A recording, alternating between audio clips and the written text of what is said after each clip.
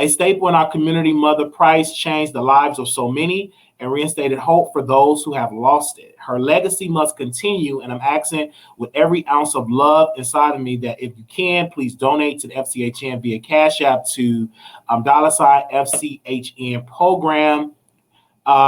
It would mean the world to me if you could donate. Mother Price was a big part of my childhood, and I saw firsthand the sacrifice she made for those in need.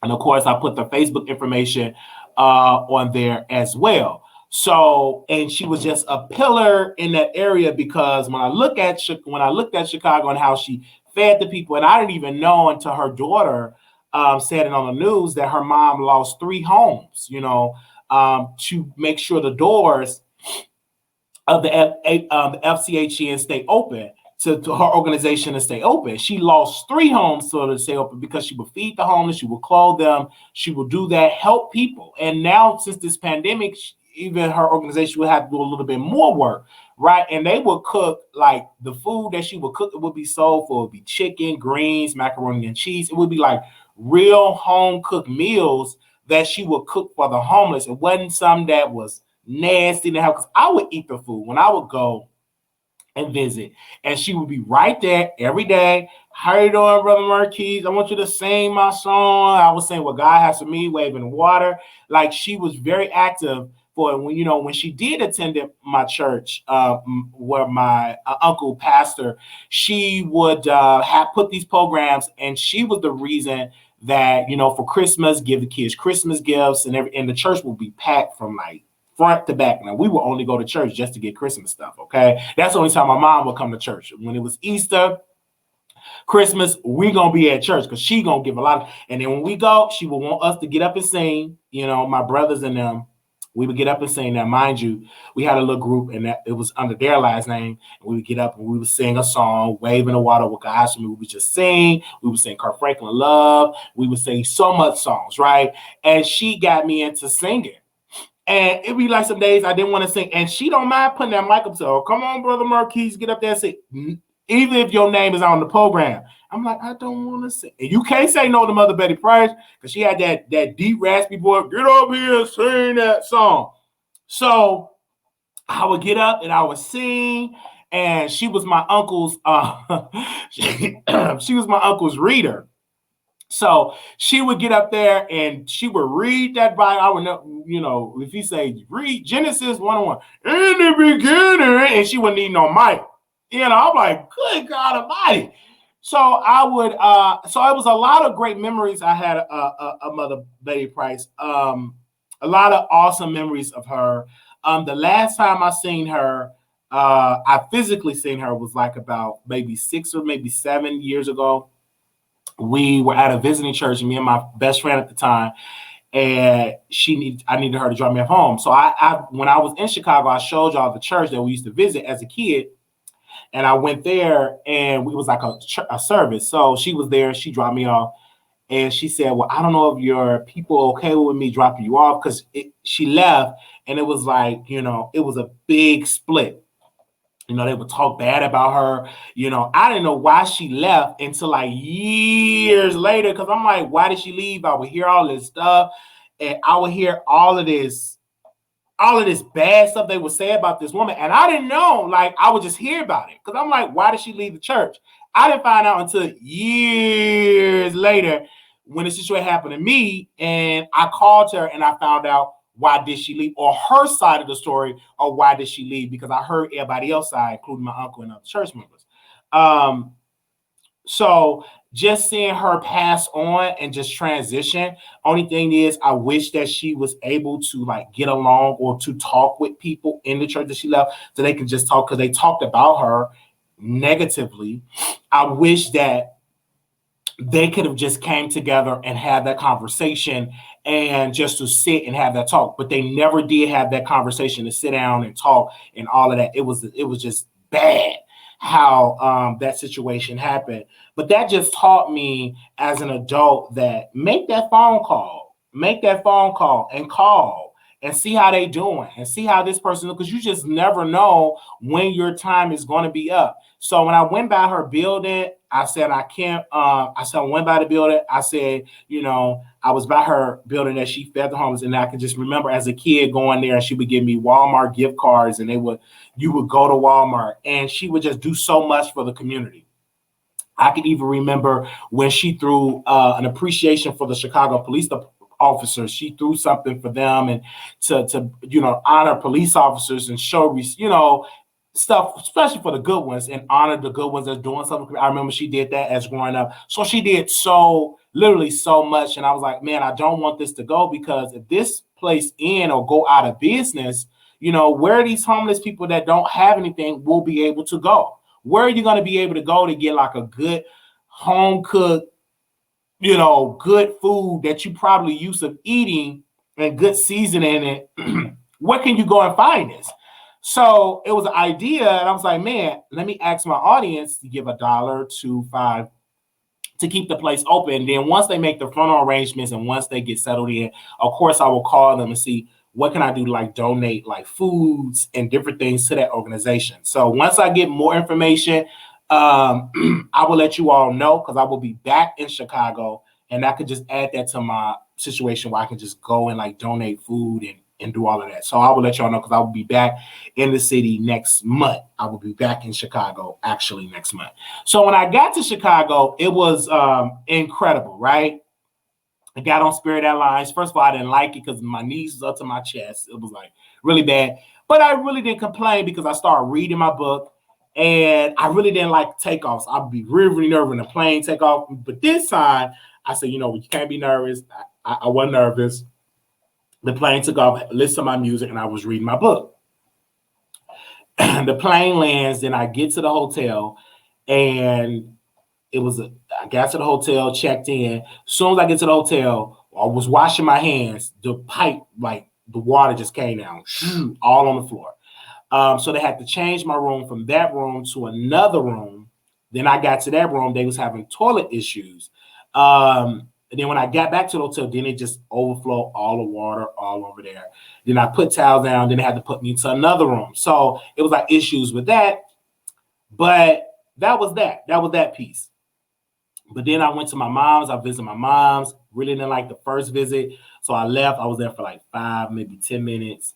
Then I left. And then I went to, first of all, I went to Jaquez house with my friend. Went there. We linked up. We did a show. It was an awesome show. Then I went back to the hotel. Then I looked. I said, wow, why don't I just spend this money that I've garnered from Patreon and get a car so I can travel and show Patreon people the city? So I said, okay, let me rent a car, and so I could just move around, the city. So then we did that. So we traveled and we looked around. Then I got a text from Shantae. Then Shantae was like, can you come and visit me? And I said, yeah, fine. So I had the rental. So I went to go visit her. Beautiful family, beautiful situation. It was so beautiful meeting Shantae, which is she mods. She's been modding for us for a long time. Oh, somebody said, I got the FCHN information all on my community posts. Can you mod? She mods for me forever, and she's one of the ones that live in Chicago. So I said, okay. Went to her home, beautiful spirit, beautiful family. And I love seeing a Black family. You know what I'm saying? Because I haven't been in a home with family like other than my own. I'm like, okay, yes, it's Chicago style. I knew I was in Chicago. It's that Chicago style, and it was beautiful. We had a beautiful conversation. And then she was like, her son was like, my mom love you. And then she was like, my sister love you. And so our sister got, oh my gosh, Wiley. And it was just a beautiful conversation because I'm very, humble. And when people view me, so this was like a long time when I actually see people that watch me on a consistent basis and to like visit them, especially in my hometown. And I was like, I really, really loved it. And I talked to her, she FaceTimed her sister. It was like really great. Beautiful, just a beautiful spirit. And she was like, you need to stop telling people you fat because you not fat. You got to look good. But you need to stop telling people that you fat and all that because you ain't fat. And so, because with me, I know I'm not fat, but I say something just entertainment factor or whatever they said. So it was really nice. I met her brother, met her. It was beautiful, like a beautiful situation. It was so nice. That was one of my highlights of the trip. Then I went there. Then I went back to Jaquez's house. Shout out to Jaquez. Amazing host. He opened up his home for me to interview people. It was so nice, y'all. Like that interview that I did with Jaquez was really nice. And he opened up his home to interview Double X Rated. And he was like, you can interview him here. So I was like, that's cool. I was like, thank you. Thank you for that, bro. Like, the man had the lights, the water, everything I needed. He had it. He had the plugs and this and this and all this connected. And it was so like nice. And so we did the interview with Jaquez, beautiful. Then we went on his page and we went on his channel. It was great. It was amazing chemistry. Then I interviewed Double X Rated. And then we did all that. We had a beautiful conversation. Then I found out that he lived not too far from my mother. So this before I had to rent a car. He said, well, I can take you to your mom's house. Then he dropped me off over there. I saw my mom. It was some stuff I heard, some stuff she said. I wasn't feeling the vibe. So I said, I'm really not feeling it. So I left. It was like 5 minutes. I wasn't feeling it. So I went back to the hotel. I was able to eat. We got into some things on Patreon. I talked about it. Then I slept on it. I said, I got to give this another chance because I don't know how much time I have with my parents. I don't know how much time I have on earth. So I said, let me give this another try. So she said, I'm going to barbecue. I'm going to do this. That's great. But I wanted to lay eyes on my grandmother. I wanted to see my grandma because I haven't seen her in like forever. It's been a long time. And I wanted to lay eyes on her. Then my mom was like, oh, no, this and this. She was saying stuff really making any sense.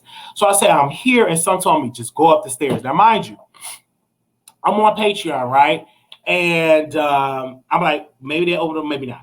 So I go up the stairs, boom, boom, boom. I left, went in the car. And then my sister said, Marquise. I'm like, oh. And I heard her voice. And because that's my baby sister, even though she got a daughter, but that's still my baby sister. So she said my name, and I went inside, and my grandmother she said, Marquise, I love you. And I could have just balled up.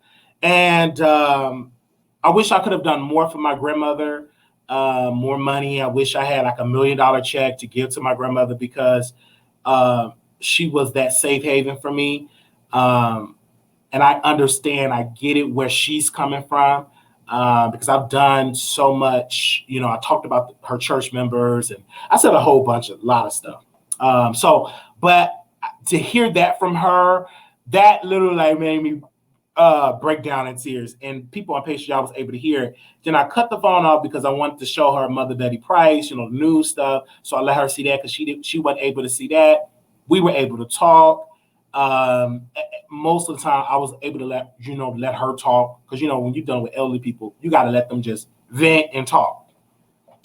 So she was talking and we were talking and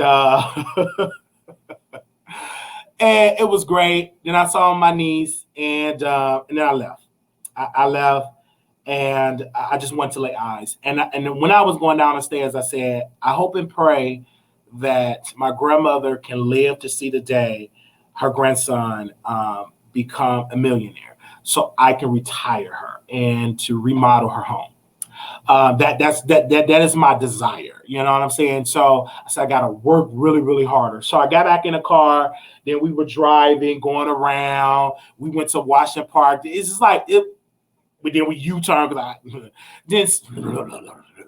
not going to Washington Park. I was gonna go to Harold's, but then they had too many people up in that Harold's. I was like, the vibe ain't right.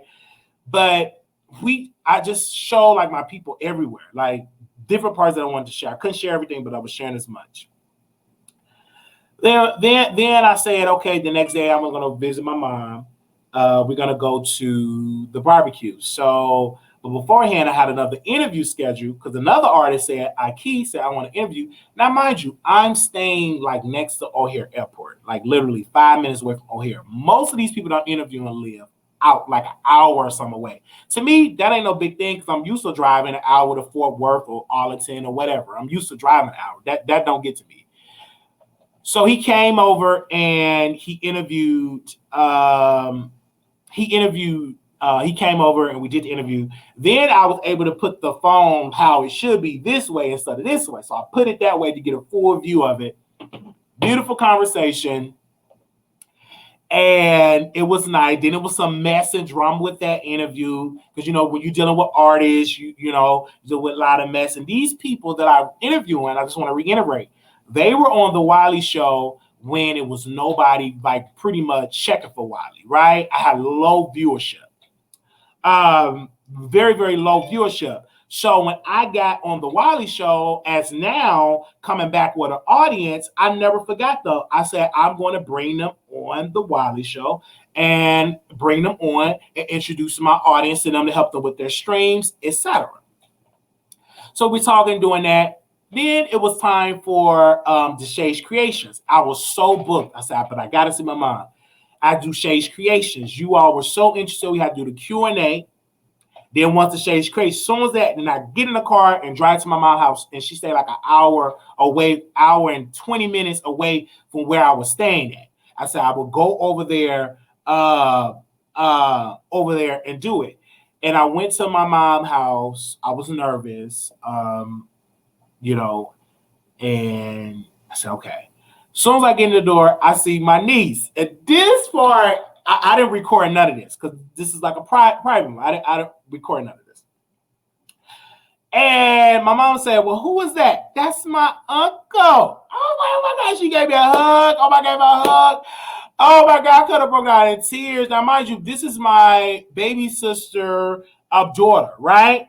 And mind you, I could just remember, and I was telling people a story of me picking her up from kindergarten, you know, and now she have a daughter, and it was like, wow. And I was talking to her daughter, and we, of course, we took some pictures, and she was so. And then I showed her. I was like, I got pictures of you when you were a baby, because back on Snapchat, we used to do a lot of stuff on Snapchat. I was putting my baby niece on there. If it was Christmas, you could put the filters on there for Christmas. And it was like so much when she was born, because I remember when she was a little baby, right? So I showed her, she was laughing, and I was asking her what book she was reading. Very, very intelligent to be 4 years old. We were talking, and my mom was cooking. She cooked some ribs and macaroni and cheese, and I was able to sit and let my mom talk. And we were talking and eating. Or I was doing much of the eating because I was hungry, and I ate. And I saw my little niece, and she was talking, and it was really, really, really nice. So I was like, okay, mama. And and I was over there for a good hour or two. And I left, and I said, I love y'all, and saw the niece, and it was a really, really a beautiful moment to see my mom and to see my niece and to see them, to see my sister, to see my grandmother. It was really, because some of these people I haven't saw in a long time. So it was really, really nice. And some folks I couldn't see because, I got brothers that's in prison. I mean, Cook County Jail, another person that's in prison. I think he come home next year. So there's a lot of them I couldn't see, but it was great just to see them. The family members I did lay eyes on. It was just definitely a highlight of my life, to see that. And it was really great to see the city. It really made me say, if I ever do move back to Chicago, it won't be in the city. It will actually be like in the outskirts, in the suburbs, because everybody they're moving out of the city, and they moved to the suburb. And my granny, she's still in the city. But just seeing it, and I'm like, wow. And of course, my mind is different. I'm like, I was going to buy all these buildings. I was like, I want to buy this building, I want to buy that building, because I'm already having investment talk. I don't know what this new. I've never had these many discussions in my life. But in my mind, and I was just saying, I said, I'm going to get this built. I want to invest in this and get this. And then I saw this article of these two brothers in college went back to their hometown buying up apartment complex to bring it. And I said, that is something that I wanted. That's something that I will do in the future. Well, I will be able to go up and just buy up blocks in Inglewood, right? And get as much political capital up in there in the area, bring investments back in there, help bring funding in a hospital and all of that, help with childcare and everything else. So, that's pretty much where my mindset was at. And then I went back to the hotel and I was able to think, and thank God, then of course the hotel thing was acting up again. So I had to move to another room, but it was okay. I didn't let that get to me because I'm going to call them today. And I knew that I'm a new Wiley and I'm a public figure, because you can't go on there being ignorant because you are a public figure, and you got to be professional, because you just got to. You just can't be acting ignorant. So, and I've done that before, and it's very expensive to be being ignorant, right? Being ignorant costs you a lot. It's easy to be ignorant, but baby, it's a price that you're gonna have to pay, and I'm paying that price every month. I'm paying it faithfully. But the Chicago trip was great. Then I packed my clothes, took a shower and everything. Then it was that Sunday. At first, I was going to do breakfast with Shantae. Then I heard that it was going to rain. I said, you know what? I'm going to have to postpone that and make a rain check on that. Then I could just do it for like next month. We can go out to eat or something, because I was close to the hotel. Then the rental car, I didn't know how to take it back because I had to take it back to the airport. So I was nervous, like, is I'm going to be able to get the spot? O'Hare is like a big airport. That's a massive airport. So I was able to find it. I was like, if I knew how easy it was just to pull up and do all that, I could have went on it, went to Shantae's house. We could have ate and then went out. But I went to the hotel. I went to the airport, and I was at hours before my flight left. So I said, I need to find this bookstore to get another book because I need to read. So I'm looking for this bookstore. I can't find it. Then finally, I found the bookstore, and I saw a Chili's. So someone told me, just sit down and eat something because I haven't ate. And I sat down and I ate. And then I went to another terminal because the Spirit Airline, baby, everybody was there in that terminal. So I said, it's still early, so let me go to American Airlines where ain't so many people in their airline. So I sat down in the Spirit. I sat down there. I